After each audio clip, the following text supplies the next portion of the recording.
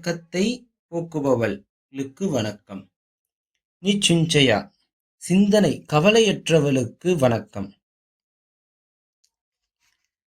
நிரஅங்காரா அகங்காரமற்றவளுக்கு வணக்கம். நிர்மோகா மோகமற்றவளுக்கு வணக்கம். மோகம்னா என்னன்னா, ஒரு குறிப்பிட்ட ஒரு பொருள் மேல ஒரு குறிப்பிட்ட காலத்தின் வரைக்கும் ஒரு ஆசை இருக்கும். அதற்கு பேர் தான் மோகம். மாயைன்னு அர்த்தம். மோகத்துக்கு இன்னொரு பொருள். அந்த மாயை அகற்றவளுக்கு வணக்கம்.